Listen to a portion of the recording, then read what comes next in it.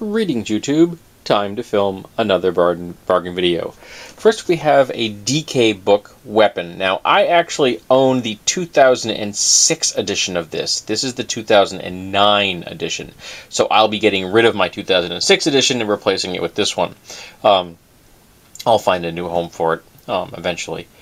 This is the way things work, which I picked up as a gift for a friend's kids, because I already have a copy of my own. We have a book on punk, the definitive hit record of a revolution, because my wife was a punk fan. In fact, my wife at one time had a platinum blonde mohawk. One Dead in Attic, which is probably going to be very depressing, because it's about the 18 months after Hurricane Katrina and the horrible, horrible failure that America had at helping New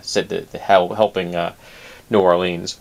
Worldly Philosophers, which is the lives, times, and ideas of the great economic thinkers, and I figure I should probably have some kind of an overview in my collection of economic thinkers. I really should. So I don't imagine that's going to be riveting, but information I should probably have in my head.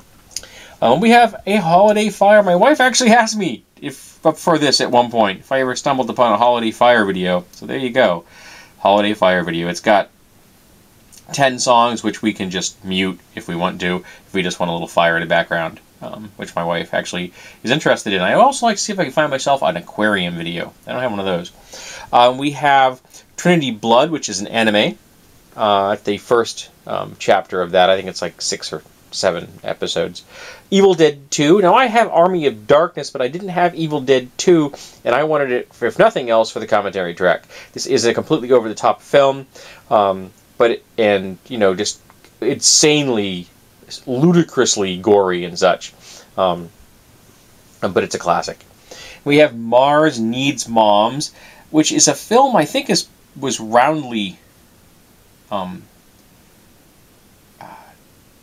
disregarded as horrible, or regarded as horrible. Excuse me. But I like the aliens. It was a buck, so I figure I gave it a watch. This is also a buck, Batman Under the Red Hood. I haven't seen that one. Felix the Cat over 2 hours. I have vague memories of as a kid watching a couple of Felix the Cat videos, cartoons, but not many. Then we have Toon Factory, which is over 2 hours of classic animation. That's the kind of thing I grew up with, as is some of Bosco's and Friends, which I'm sure is going to be horribly racist when I watch it now. And we have Daffy Duck and the Dinosaur, which is more classic style cartoons, which I grew up with when I was a kid. And that particular case also had the cartoon crazy Gumby, Gumbasia, which I don't think I've ever seen. Then we have 2 notebooks. I had no reason to buy these notebooks. They're just blank notebooks, but they're blank notebooks with John Belushi on the cover from Animal House. And I love that movie. It's my favorite comedy of all time. And I love John Belushi. And it just made me smile, and I picked them up for 50 cents a piece. I'll find a use for them. They're a notebook. Okay, on to the next section. Alrighty, first thing we have is this wire, or rather metal cage that you use under a window for a window flower box. We've already purchased the liner that goes in this, which you then fill with dirt, and it drains properly and everything.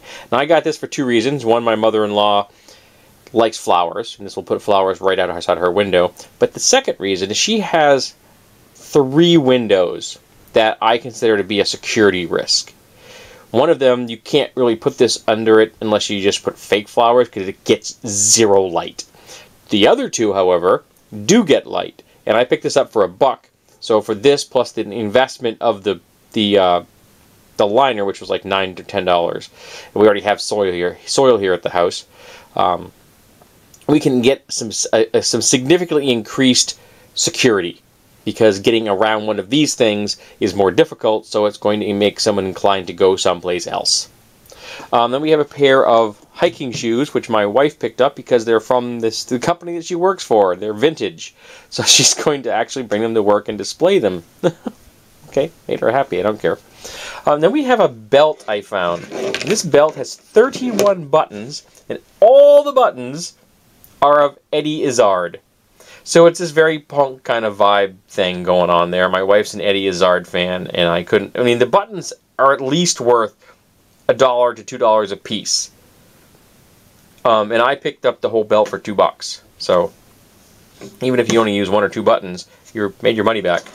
Then I got some ribbon, some red ribbon, and some gold ribbon because my wife wanted to hang up some bells on our kitchen door, and we didn't have any ribbon.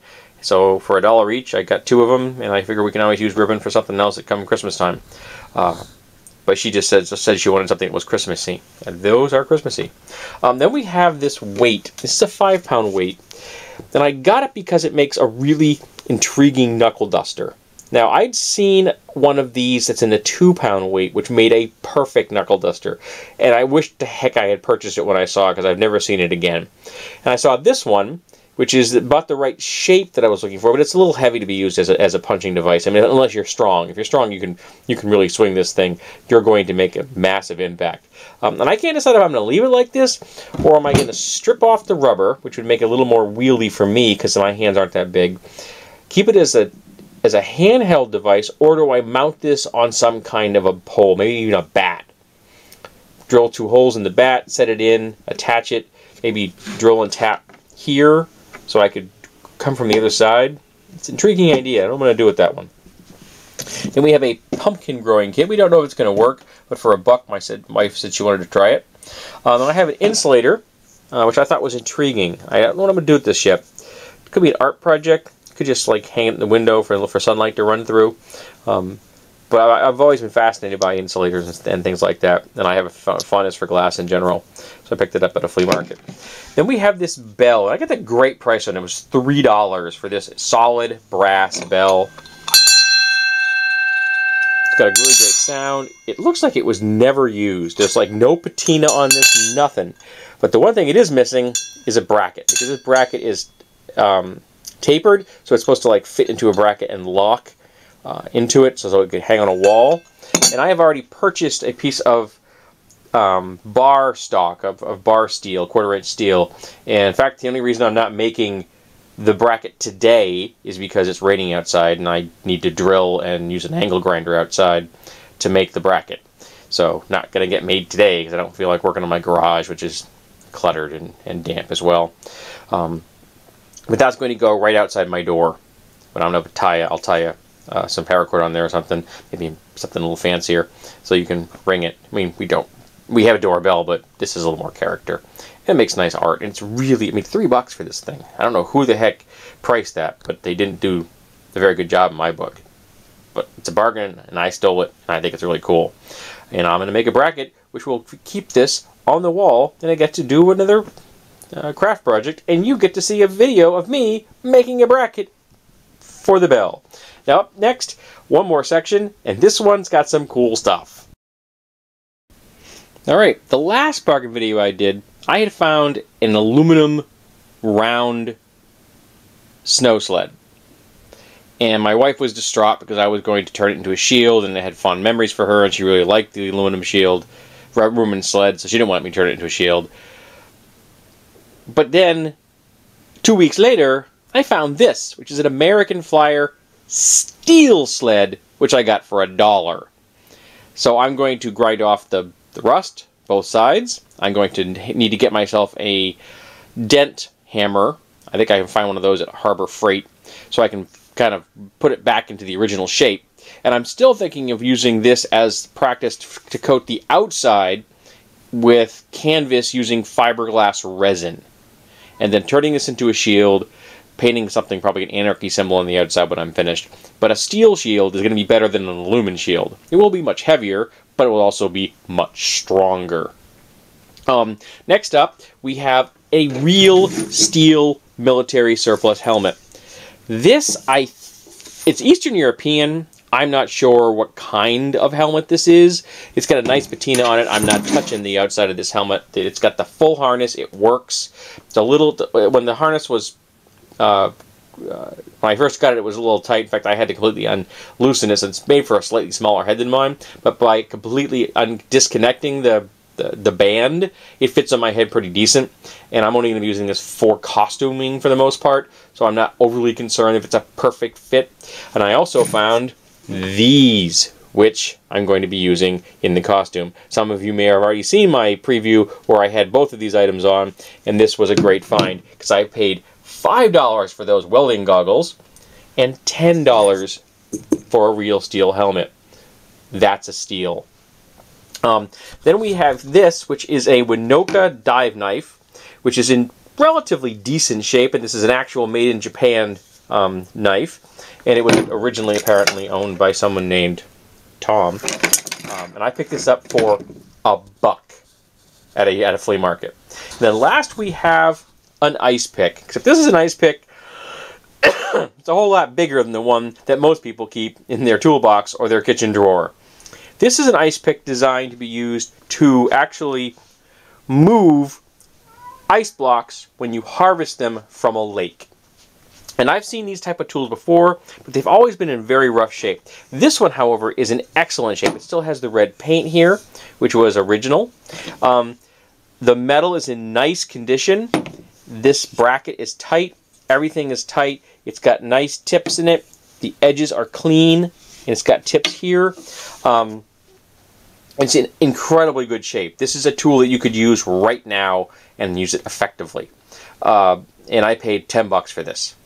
Now, the reason I picked it up because it was a cool tool and it's a nice, very nice condition, but also because it would make a wonderful impromptu weapon. And they make, I've seen ones like this would have a straight spike. If I ever find one, I'll purchase one of those as well. But this can still be used as a thrust, and this, of course, can be used as a hooking device. Now, many, many martial art weapons and martial weapons, as we understand them, pole arms in particular, grew out of agricultural tools. So why can't you have a martial art tool that grows out of harvesting ice? And this would be a perfect example of that kind of a tool. So I think it's very, very cool. But I gotta tell you, folks, a $10 helmet, a $1 shield base out of steel, $5 welding goggles, which I can use as welding goggles, and I can also going to replace the lenses so that they aren't quite as dark for a costume, and a $1 dive knife, plus a $10 ice pick. It was a really good week, I gotta tell you that.